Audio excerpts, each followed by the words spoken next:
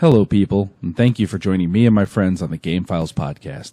My name is Mathew, and I will be hosting discussions on all things dice throwing, button mashing, page turning, and screen viewing, from the past, present, and future of those things that occupy our spare time. Welcome back to the show. We've got a special production today. We have Marty here, live and in person. Hello. And Radis as well, straight from St. Louis. Hello, hello. Today we're going to be talking, basically we're going to pull a Band-Aid off, and it's not necessarily a bad thing, but we're going to get into the MMO gaming that we have done over the years, and more specifically, the Western Coalition, WestCo Regulators, whatever we want to call the guilds that we produced throughout games. WestCo. They're all WestCo, and everybody assumes it means West Coast. It does not, but we'll get into that later. We have, as a conglomerate, we've been playing MMOs quite a while now. We've started with different ones and done different things. Two of them in particular we played quite a bit, at least at different times. But we'll go ahead and get started off with Star Wars Galaxies. I miss Star Wars Galaxies. I do too. I missed the original version. I do too. And don't hate. Yeah. So again, I was kind of one of those guys who always had, I won't say the best computers, but I had decent computers, coming into the gaming industry. And, when I heard about Star Wars Galaxies, I thought it was going to be awful just because, I looked at the graphics of it in general and the pictures, and I'm like, this isn't so good. But then I played the game, and the graphics actually were fantastic for the time. It was just the screenshots didn't look so good. I was to say, because it was just as good as King's Quest or Oblivion or any of those other games that were out at that time. And actually, I don't know if Oblivion was out by 2003. Yeah, but it was a fantastic game. It was very dynamic, had different skill trees, different things you could do, and I could just go in there, play for a while, log out, and move on with my life. Shortly after we started playing, though, we decided to start a guild after I got a few other people in there. And it was called it's Western Coalition. Sorry, guys, I know we call it WestCo and different other iterations of it. But it was the Western Coalition. And it didn't matter if you were Alliance or if you were the Rebels or the Imperials. We were kind of a neutral guild. We all kind of bounced back and forth as time went on. But we had definitely built some pretty strong relationships that traveled to other games. We'll go ahead and open this up to Marty. Marty, what was your best memory of Star Wars Galaxies? Well, two spots on this I want to talk about. First of all, I got in late. I didn't join in the vanilla versions, the ones that Radis really likes. Sorry, Radis. The good ones. Well, at the time, it was good. Building a computer that could handle these kinds of games was actually a little bit of a challenge for me back then. So I actually had to get some help to get a proper PC put together for it. But when he finally convinced me to join, guys, it was after new game enhancements, which I know killed the game for a lot of people. But even still, Starfighter combat on that game was just amazing. The amount of customization, we'll talk more about that later, I'm sure. But it was my personal favorite of the combat with Star Wars Galaxies. The other thing that I really liked about it was the game's economy. Harvesters and getting the raw materials, the aluminum, the copper, that you would use materials to build your weapons and equipment. It was just like playing the stock market. And that's something that I really enjoyed about it. That's my two biggest memories of the game going forward. But in terms of combat in particular, it was the Starfighter combat that really stuck out to me. What about you, Radis? Well, I got in like day one. Matter of fact, I think I was a day one player on that because I think I had it installed and had to wait. And the beginning of that game, for all modern day gamers, where you want quests and you want breadcrumbs, no. Galaxy spawned you on a planet with a CDEF pistol or rifle, depending on your starting class, and that was it. No direction, no nothing. So for the first 3 months, it was literally standing outside of a major city, shooting whatever the low-level Womp rats. Whatever it was. I was on Corellia, and it was, I can't remember the name of it. They were flying bats. You would kill them over and over and over. Pick up the weapons it would drop. Hope it was a better roll than what you had. Destroy the old one if it was. Keep working. Then go and hope you had enough credits to buy the next skill. Hope you had enough credits to clone your person, to put insurance on your weapons and items. Because if you wandered out and you died, and you didn't clone yourself, all that experience between the last time you cloned and you died was gone.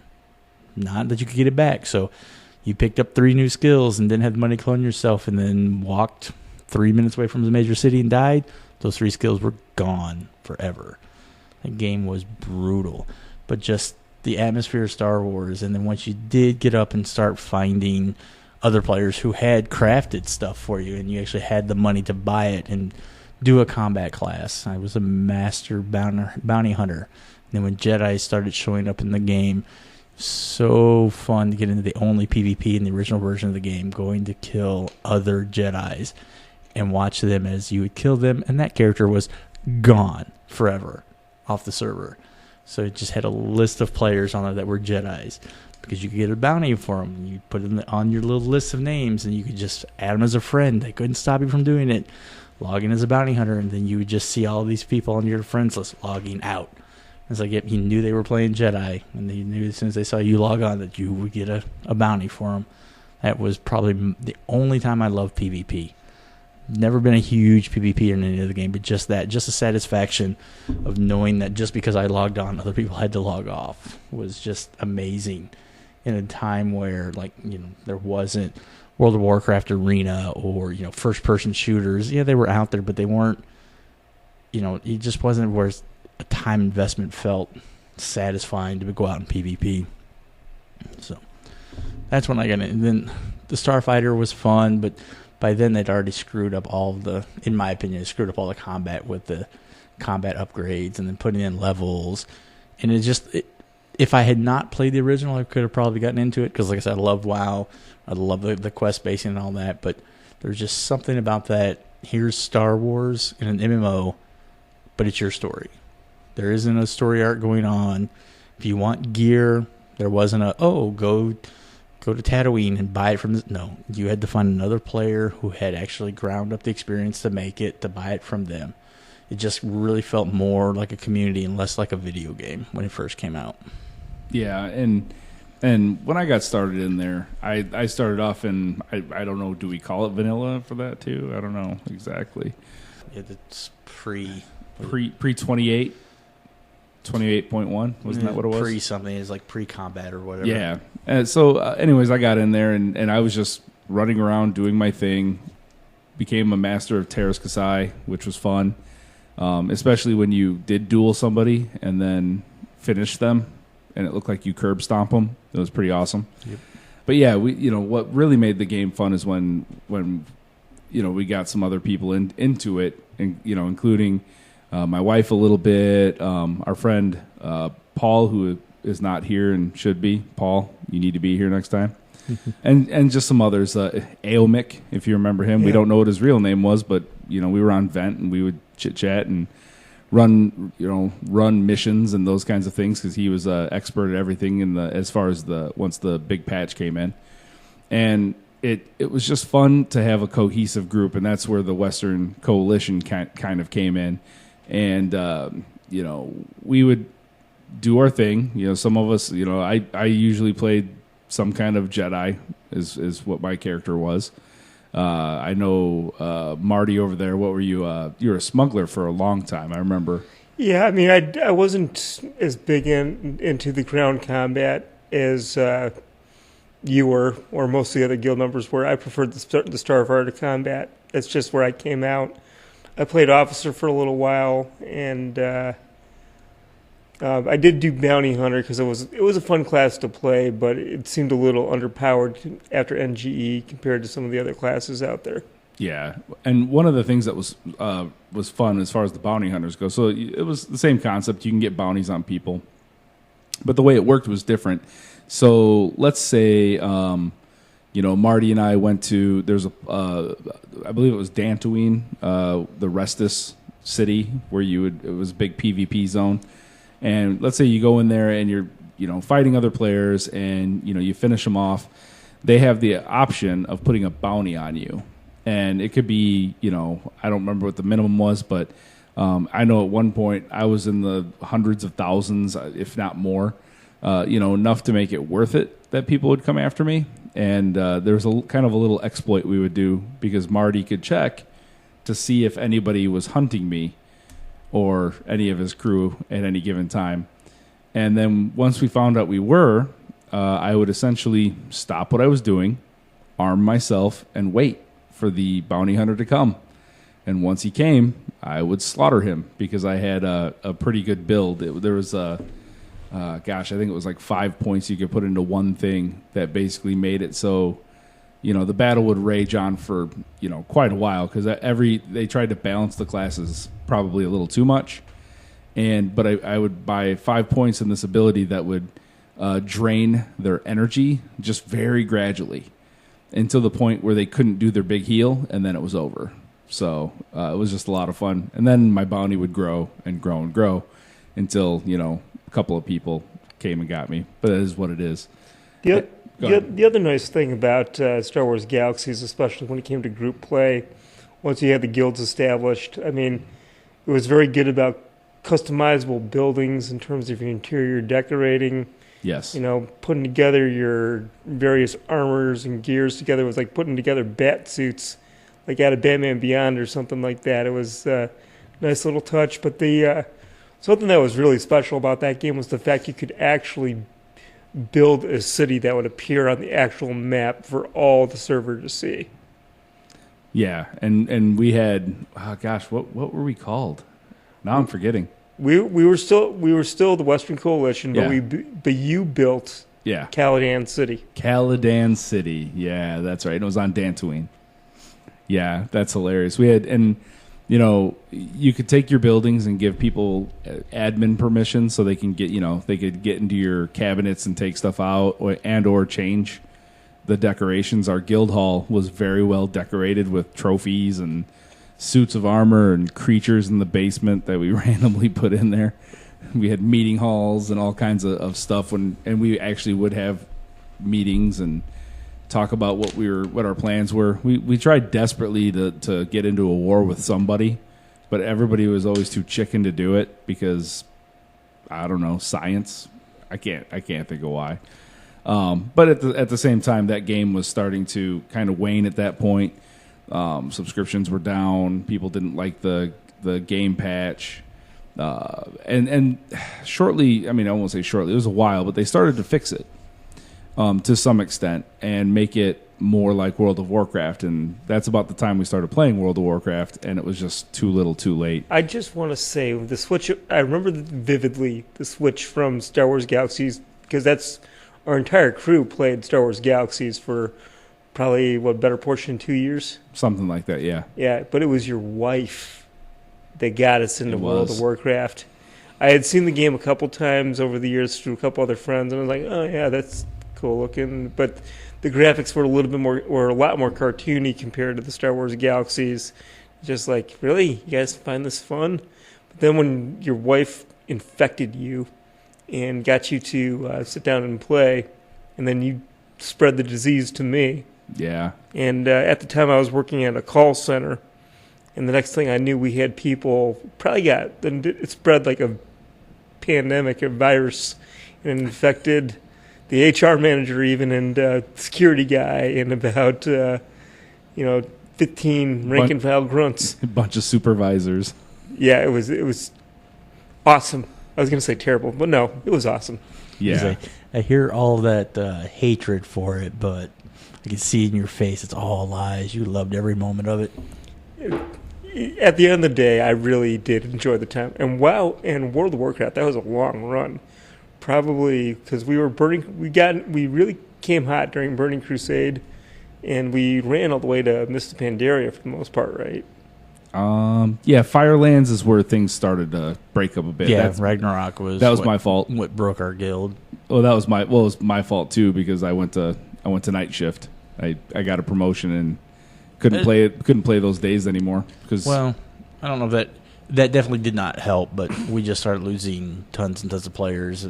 We got down to the group of 10 was okay, but we had some weak people in that group that kept making the same mistakes, which was then taking our stronger players and frustrating them. And we had people starting raiding with other guilds, and then people just stopped playing. But in that particular iteration, we were known as the WestCo Regulators. And, I love the movie Young Guns. And my favorite thing to say would be Regulators mount up. I had it as a macro, a very simple macro, and I used to say that whenever it was time for us to get our mounts and get going. And I had a couple times where they're like, "Oh, hey, it's the Regulators mount up guy." Whenever we did a big raid into, we were Alliance players, guys, and whenever we went into the Horde raids, we were going to do a raid of Undercity or. We were taking out the world leaders because there was a quest chain where if you took out all of the world leaders, you got a armored bear mount. So our goal was to get that, and we actually got that pretty handily, I might add. Yeah, we actually. Not only did our guild get it, but at a certain point, we were doing it like every other week, just as many people as we could get from any of the Alliance cities. Multiple 40-man groups rolling cities. But I remember Mathew would set the timer and go 5, 4, 3, 2, 1, and it'd be Regulators mount up, and it was time to charge. Oh yeah, and usually at that point we'd have, because the maximum group size I believe was 40. Or raid size, and then so we'd have our 40-man raid, and then we would organize another 40-man raid. The reason we had to do that is because we were a horde-dominated server, PvP server, and we were, we were outnumbered 3-1, 4-1, something to that effect. Yeah. So we'd have one 40-man raid running for as a distraction. And then the one that was actually going to take out the world boss would roll in there. And, I mean, after you take the boss out, it doesn't matter what happens to you if you escape or not. You got the achievement. You got the achievement, exactly. And it was just that game. I mean, so it got to the point where, at least on the server that we were on, we were a relatively well-known guild. We got pretty big. We were able to start clearing the 25-man content. Pretty regularly as well. It was just one of those things that it was a lot of fun. And so the WestCo Regulators, that's when we, really we played the game together. We hung out together like in real life, and even met a lot of people that played with us from other states and whatnot. We've hung out with them, which I'm going to try to get some of them on this show as well, because that'll be fun. And it was just a great time. It was, I know I've said this in a podcast before, but it was kind of like, so like I'll use my dad as an example. So what my dad would do for fun when he had spare time, he'd go fishing, he'd go hunting, maybe he'd go with a couple of guys, maybe I'd go with them sometimes, depending on the situation. And then you talk about the adventures of the day, and that that's how you built your stories. In modern day, there's some of that. I like to go fishing, but as far as these big groups of people going in, doing these dungeons, these raids, these quests, and getting the accomplishments and working towards a single goal and then achieving it and talking about it. And I mean, it was in game, out of game, at work, at home. It was an addiction, and it was it kind of did spread like a plague at some points, but I don't regret it at all. The guys at the call center always used to talk about it. During downtimes about what we were going to do that night, or hey, have you talked to Mathew, aka Kreth, lately? But to your point about it's kind of interesting that you brought up your dad, because when I described World of WarCraft to outsiders, like how can you play something like this? Well, in a lot of ways, it was a lot like going out on a big fishing or camping or hunting trip. You were expected to have the proper gear, like the proper fishing gear. You were expected to have the proper food. or the proper buffs. You were expected to have the proper potions, the proper enchantments.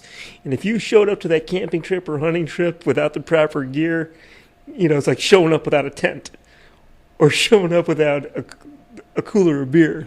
Without a fishing pole. Yeah. Exactly. Which in WoW, I had that as in my items as well, but that's beside the point. And the other thing that I wanted to say, too, one nice thing about World of WarCraft, why I do an MMO, if you got friends that are living all over the country, it's a great way to keep in touch with them. And, because we had our local Illinois chapter, we had our St. Louis chapter, courtesy of Raidus. You had a good 5-6 people contributing at that point, didn't you? I think the most was probably we had Rodney, Drew, 3, yeah. and then Jackman. I mean, yeah. But I didn't realize that Jackman was even random. in St. Louis until, yeah. it doesn't matter. He still counts as the St. Louis Yep. chapter. We had a Nevada chapter even. It's true, and off and on, we'd have people from the UK. I mean, that was always fun. Yep. And just different groups across the country, and again, that's where it's kind of funny because you think, you don't know these people personally, blah blah blah, and all of a sudden you kind of start doing life together, and then we go on a trip to visit Raidus down in St. Louis, and while we're down there, we're like, well, hey, we got Jackman's number, let's give him a call. Yep. So we give him a call, and we're sitting there, and this is and again, I hope we can get a hold of him and get him on the show at some point. But so we're sitting there, we're in this, we went to a bar, and he's supposed to be coming down there. We're all sitting there, and he comes rolling in and walks in and yells, "Regulators, mount up!" And it's like, holy crap, it's Jackman! Yep. You actually said that? I wasn't there for that trip. Oh yeah. Oh, that's awesome. Yeah, and it was awesome. And then we hung out, did what mid-20 people do at times.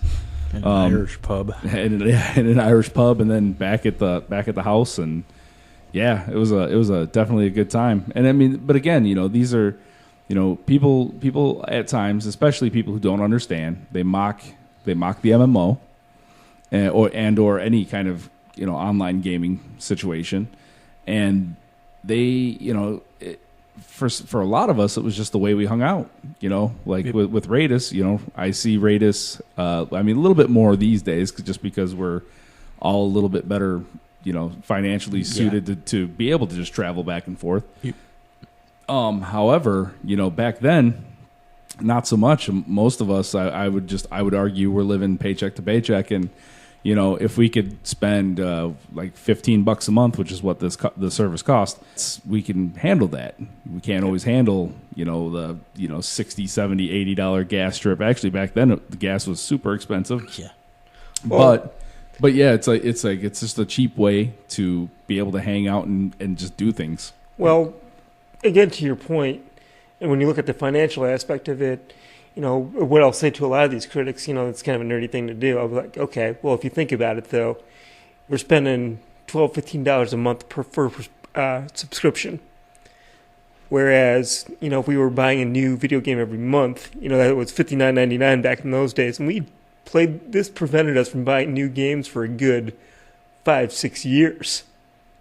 And that also kept us out of the bars, too, at least on a weekly basis, depending on who you're talking to. Just instead of like spending, somewhere in the neighborhood of $60 a night, tossing them back at a bar, lightweight.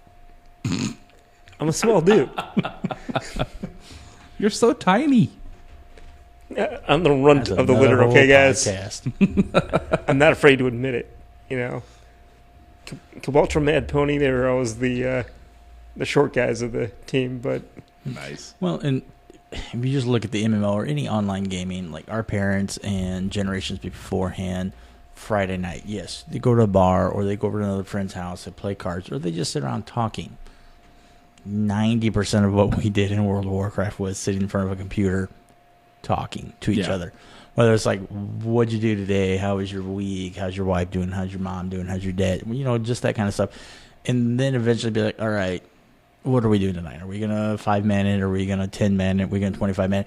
But it still would come down to, okay, we're not fighting anything. We're just killing trash. So it's like, oh, the stupidest thing happened at work today.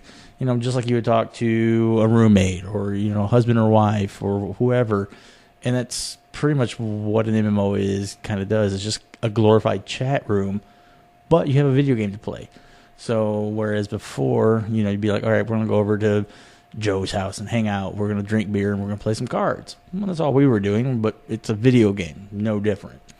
But, God forbid one of us picked a fight or got attacked by the opposing side on the server. It was like throwing rocks at a hornet's nest. You attack one WestCo, you attack 20. Those stupid horde had ruined mini raid night by killing one of our low levels in Hillsbred. Not Hillsbred. What's the name of it? It used to be a South Shore. Yeah, South Shore. Or Ungaro Crater. Yeah, kill a lobby out there. Stacy, and all of a sudden it's that's like, you. Yeah. I was like, hey, we have 25 people on raid. All right. I just got killed by a horde. These guys are camping me. Where are you at? We'll be there in 3 minutes. Yep. Keep them busy. Yeah. Keep dying. Keep in the area. Keep them in the area. Keep rezzing. It's going to be awesome. For anyone that's listening out there, if you used to be in a horde guild called Honor and Glory, good. Yeah. We enjoyed running you off our server. Yeah. You all had to go away. But the WestCo experience wasn't just limited to Star Wars and WestCo. I mean, not WestCo, but World of WarCraft. We were even doing it in Battle Pirates. You remember Battle Pirates? Yeah. Dude, WestCo is everywhere. We not only did we do Galaxies, but then we went on and there was a WestCo in Old Republic that went for a while. Yes, I forgot about that. Yeah. There's a current WestCo in Destiny 2 for people who play on and consoles. there was in Destiny 1. Yeah, well, it's the same group. But yeah, let's see, what else have we? What other games have I played that I know of WestCo's been in there since I'm probably the one out of the three of us who played the most games. I have no idea. To be honest, I know there's a WestCo in Neverwinter Nights. Not a very. There's like four of us in there. But nice. Oh yeah. Yeah, that's funny. Well, maybe we should make a vow, and the next big game we want to commit to, we could round up another 15 people for a baseline. I have 50 people in WestCo on Destiny 2. Well, that's very awesome of you. Thank you for continuing the legacy. Yeah. Just saying, if you just buy the game, I'd have 51 people. I'm retired, Radis. I'm an old man now. No, you're just tired, not retired. That's awesome. So WestCo lives on. And it's one of those. It's one of those things like anybody who was in WestCo for any extended amount of time. At this point, most of us in some form are still in contact. The social media thing, obviously, but it's pretty funny when, people who we haven't played this game with in years. I mean, all of a sudden, they pop something up on Facebook, and then we start a conversation in Messenger. It's like, oh, hey, how are you doing? Oh, how's your little girl doing? Oh, yeah, she's 6.5 now. What the hell? Where did that time go? I know. Yeah. It's one of those things. Again, you do life together. Sometimes in person if we're lucky enough. Sometimes it's via the internet, and that's just the reality of where we are at now as a society. We have evolved. We're going to continue to evolve as times change, and that's just that's just the reality of it. We are social creatures, and whether we do it in person or again with screens or however else we do it, we're going to continue to find ways to connect and build those relationships, because it is important. It's being alone is not a good thing. Even if it's just talking to people online, having that social interaction, it's a good thing. So I'm going to say MMOs, thumb up. And yeah, God bless the MMO. MMOs were a great game medium. Just one quick question, and I don't want to get too off topic, guys. It's okay. But answer me this: in your opinion, was there a reason why the Western Coalition or WestCo's regulators never really got involved in a first-person shooter after all these years? Rewind the tape like 45 seconds. Destiny is the first-person shooter. Say again? Destiny is the first-person shooter. Oh, that shows what I know. Welcome to that retired statement again. Nice. And no, you said I was just tired. I wasn't retired. See? So I think the biggest thing with it is like the hardcore WestCos who are from the original are more MMO, RPG style players. It's the science fiction fantasies side of it too, and I know Destiny is that, but it's just it's different. It's the RPG. It's the fact that you have more control over the world and not just your character. Whereas with an FPS, even with Destiny, that is trying to go RPG, and I wish they would get into it more. You still are just your character. Well, let me rephrase then. I mean, why didn't we ever do like a Battlefield 2 or? I think there might be. I think I may have started a clan, but that wasn't something that you would get like. Those or Call of Duty or anything like that. See, those kind of first-person shooters, and it's the issue that I have with it as a personal, as a gamer. It's fun to play like with 4 or 5 people for about an hour, for me. And I think most of our group is like that. After an hour, it's like, okay, I've seen this map 3 times. I've gotten sniped 104 times. I'm not progressing anything. Yes, you're unlocking ranks, which gets you, new attachments and all that, but there is no... The sense of achievement is when you get that kill. Mm-hmm. And then you move on to the next one. Whereas in an MMO or sorry, I moved away from the mic. Or an RPG, the progression isn't in the moment to moment. It's in the long term. It's let's finish this 5-man dungeon in under 40 minutes without wiping. That's a very good point. And then once you do that and you work on that for a week, and then the next week, all right, let's do that same 5-man dungeon, but let's do it with no CC and let's do it in 20 minutes. Call of Duty, first-person shooters, and those style first-person shooters, you don't have that. You don't have that, let's go out and let's see if we can't just wipe this team out in 3 minutes. Because you've got 40 people versus 40 people, and unless you've got 40 people in your group join at the same time, there isn't that coordination. Whereas in an RPG and all that, it's like, hey, we're going to do a 5-man dungeon. If we have 5 people on, I know all 4 people that's with me. We're all in the same group, so we're talking. So we can blitz a dungeon, and we can perfect everything and get the better gear to do it faster, to do the next harder thing up. Whereas, do you think the dungeon finders and features of that nature kind of diminished the value of? No. What I think diminished was the diminishing of the loot from that. Yeah. So the looking for raid, I think it was a great thing that WoW put in there. The reason being is because you go, some of the best content is the raid. It's the best design for mechanics. It's some of the better zones. And if you're not in a clan or a guild, if you don't have 9 other people that you just don't get to see that. So then they put in the LFR to allow people to see it, which I think is a great thing. The problem is you get in there and it's like, okay, you can't get this item because it doesn't fall in LFR. Or instead of being item level 250, it's 220, which is okay, but it's still one of those things that's just the progression isn't there. I think the disparity between the loot was too much. And then I think they made a huge misstep when they started tying story to mythic dungeons, which don't have an LF4. You have to have a pre-made group for mythic dungeons. That's really where I stopped playing in Battle for Azeroth. Got all the way through the story. One story mission left, and then you had to beat a mythic 5-man dungeon to see the final arc at the beginning of the game. I know that it's progressed since then, but it was just me and Matt playing at the time in WestCo, and completely different schedules. So I couldn't even get a 2-player group to go, and the looking for channel, like, oh, how many times have you cleared it? Haven't even been in it yet. Sorry, we're not going to take you. Yeah. And that's any games like that, but one thing that you said earlier in the podcast, Raidus, you had mentioned how Star Wars Galaxies had like no story support, no guidance, no.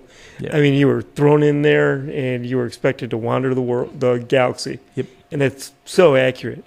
Whereas like WoW had the exact opposite. It was all quest driven. What made these things after vanilla? Because during vanilla there were quests, but there weren't breadcrumbs. It was not as much. Yeah, exactly. They were there. That in vanilla WoW, once you cleared the starting zone or even the starting hub, it didn't really have anything like, hey, go over there. It was like, okay, go kill these 30 boars. Now go kill these 30 things. Now bring me 40 of those. Now go kill this named guy. Thank you. And you're like, where do I go now? They improved that. I think the difference in what happened was Galaxies is one of the earliest, if not the first actual online MMO. I'd have to do research on that. But their whole aspect was, this is your Star Wars story. So they really didn't want to... They wanted you to create your own Star Wars experience, which is what they did with it. But it definitely made it a hardcore game. And when you make a hardcore game, and even WoW has gone through this, you really diminish... Just what I was talking about. You diminish how many people in your community can actually see some of your best content. So when you're that hardcore, like I said, literally for the first months, like now everyone's seen Java's Palace and Galaxies, whether you play the emulator or you actually got to play it. Originally, that was a 2-hour walk. Yep. That you had to walk to get to Java's Palace. And if you survived it, you got to see Java's Palace. Yep. Done. Yay, that was fun. I made the mistake of going to the Sarlacc pit. Sarlacc pit instantly killed you. Again, another 2-hour walk. I can remember when they put it in the first little, like, I don't know, it's not really even a dungeon, but they put it in a Tusken Raider camp on Tatooine. It's a 3-hour run to get to it without dying. Enough people started doing it and figured it out. They got it down to a 25-minute run. But you would spawn in the city and literally turn until you saw a group of people running in a certain direction. And you just followed them, just kept running. And you go to Tusken Raider, you would kill as much as you can, and then you would die. Respawn in the city, start your run again. This is after they took out the cloning, so you didn't have to worry about experience loss. But that was just what you're doing because you couldn't get to it any quicker. You could only spawn in the major cities. There was no flight path. There were no speeders. It was literally running. So really, from that aspect, you had to dedicate a ton of time to do anything. So a lot of hardcore players loved it. People wanted to jump in and go, I've got 30 minutes to play. So you kill 4 things, you're done. World of WarCraft said, okay, we want to take that, but we want to be able to say someone who has 30 minutes and have them feel that 30 minutes was they accomplished something. So that's when they, you do quest lines, you do, your leveling, which Galaxies tried to put in, but by that time they had already lost too many of their hardcore players, and the people who did love the game hated the change to that because they wanted the hardcore version. But WoW really grabbed that. It's like, okay, you can play for 4 hours a week and feel accomplished and not feel like you're falling behind. Whereas in Galaxies, if you didn't play 4 hours a day, you probably didn't pick up a new skill, which means you didn't progress anything, which means when you logged in for your next 4 hours, you're going to do the same thing over and over and over. So if that helps to answer that question, or if I rambled on I that. mean, it's just kind of like a remarkable difference because now, by the time I got into World of WarCraft, there was already Burning Crusade, so a lot of the quest infrastructure was already in place.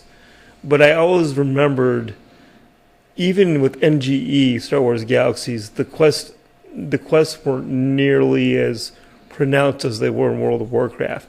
But I still found the games equally as enjoyable. Yeah. Despite the radical difference in the formatting, and I'm just trying. Go ahead.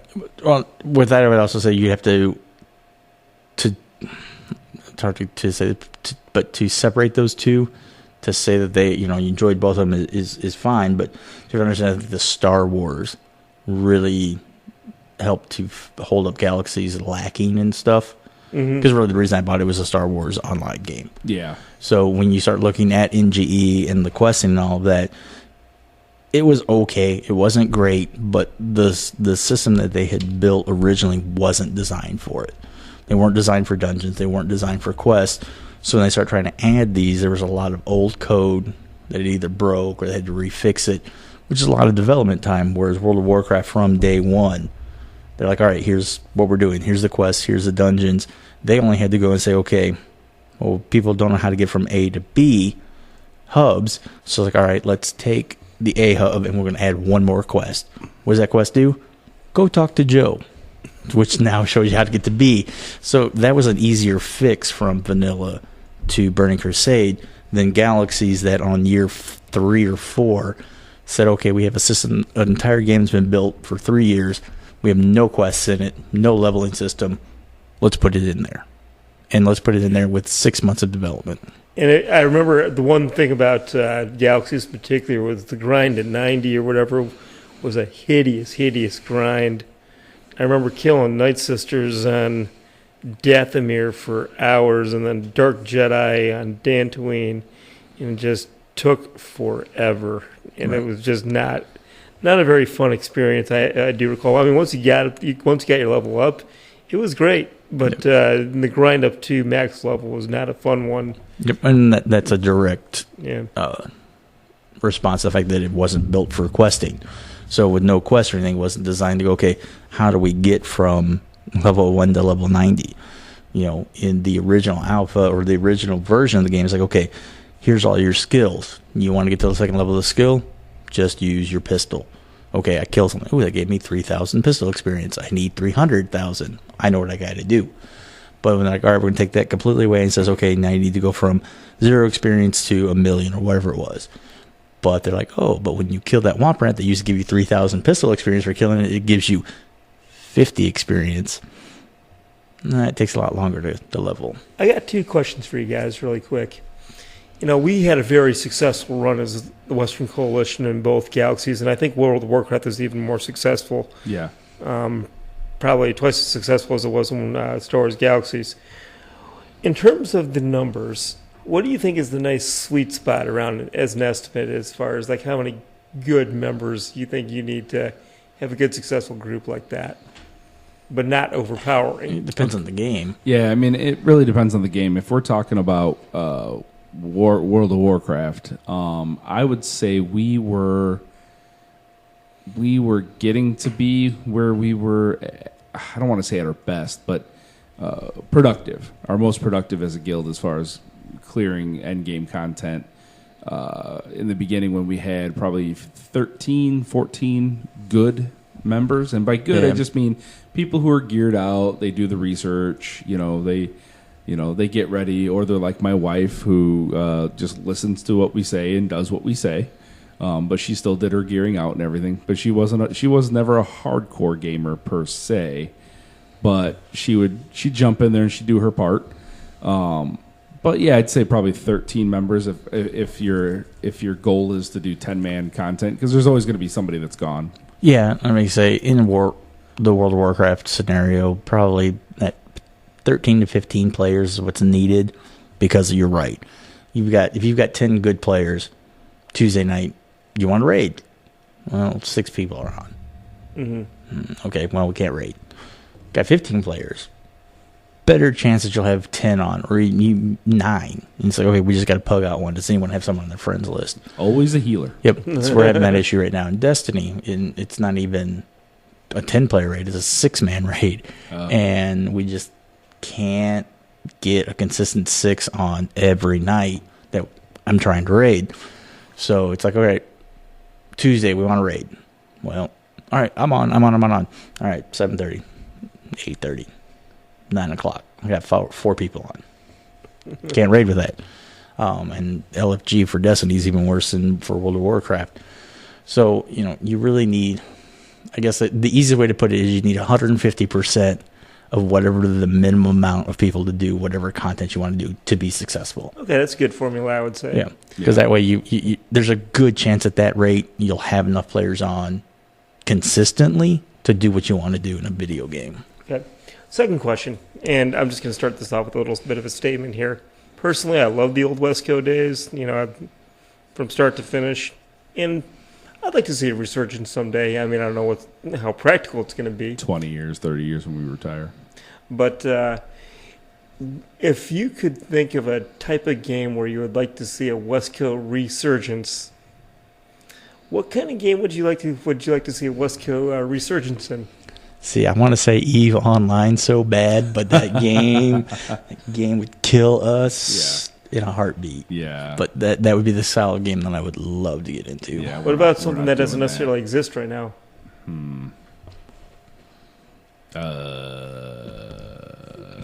That's yeah. That's almost an impossible question to answer because I would like.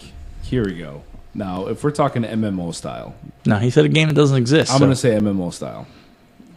And that still qualifies for the question, right? I would love for there to be a space opera, and I don't mean Star Wars, but like some kind of space opera where we could,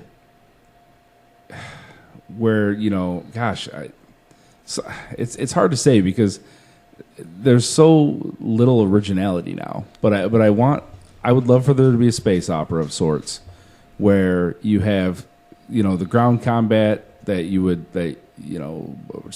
typical MMOs have. But at the same time, we throw in actual Starfighter simulator combat, not just like what it was in Star Wars Galaxies. Are you talking like maybe capital ship or medium? Well, ship? I mean, I would love for there to be like where you can mod your ships and that's cool, but you more like X-wing and TIE Fighter, those old school computer games. Oh yeah. Yeah, kind of like that, where you could, modify your ships and do that. And Radis has got his. There's already one out there. Apparently, there's one that and we're there's going to at start least playing. Two. But what I'm do you trying to got? think of the name of it. You mean like going in as like a squadron or something? Yeah. I mean, maybe something. Honestly, where we kind of go in like XCOM, XCOM style. Actually, XCOM would be XCOM might be good, a good MMO. Or some variation thereof. Some kind of modification on that. Yeah. That'd actually be pretty good. And, one side note that I want to bring up here real quick, guys, is as much as I love the MMOs, as much as I love gaming, as much as I love the group thing, one issue that I've always had that's kind of taken the fun out of it is at some point, and this is true too, at some point the game becomes a little too scientific, too into the numbers. Like, you get conversion rates where you have to like have a spreadsheet almost to tell you what the proper breakdowns of gear is and stuff like that. It takes some of the fun out of it.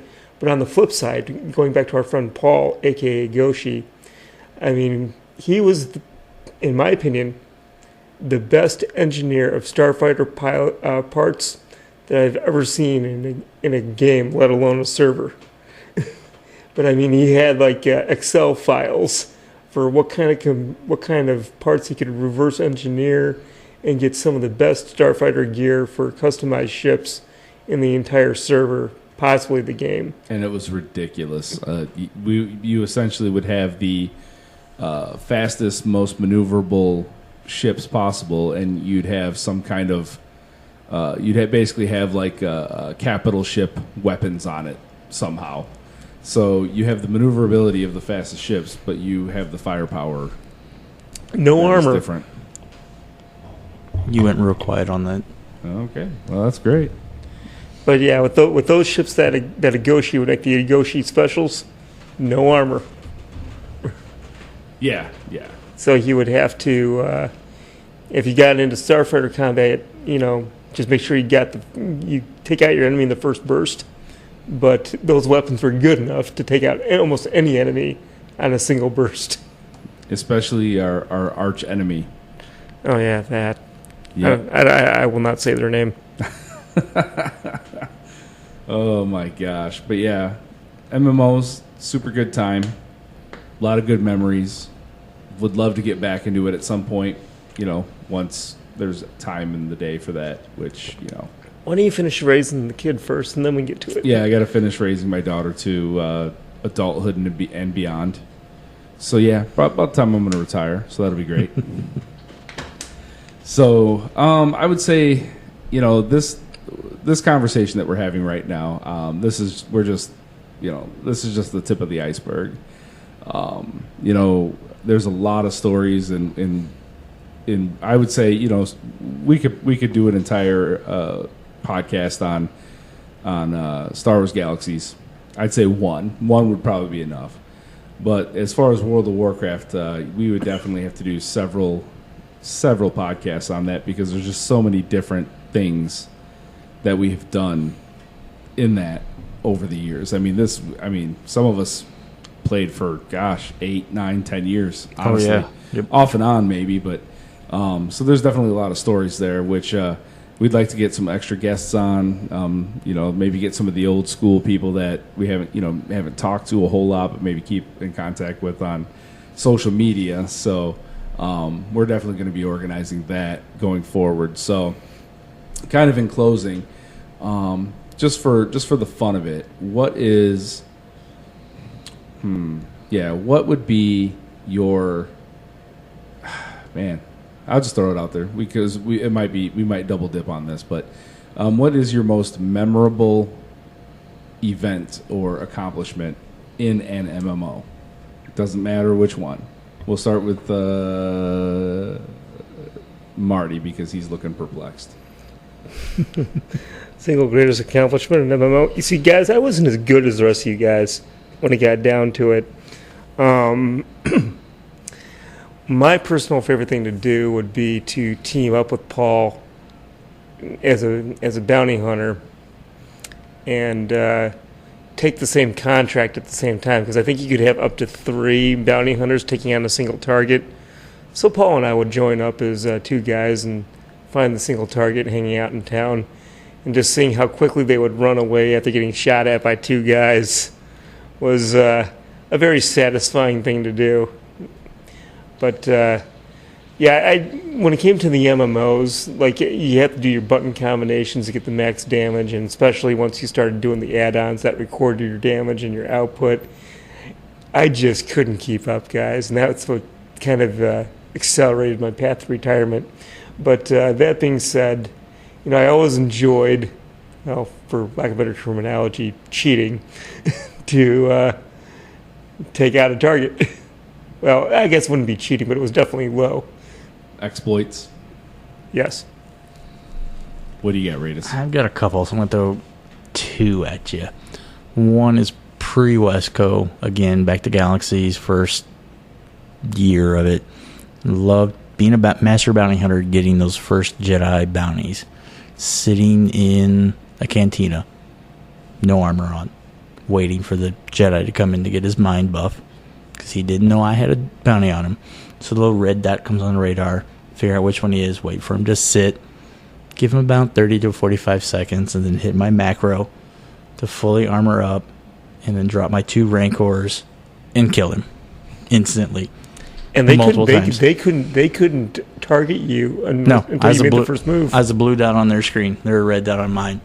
And then it's pretty hard to kill anybody whenever you get 2 Rancors beating on you. Plus, at that time, the bounty hunters knocking you down, setting you on fire, zapping your mind. That was fun. And my second one is into the World of WarCraft, fighting a certain mage by the name of Balthazar for top DPS in Karazhan. Yep. Through all the different fights. I love that.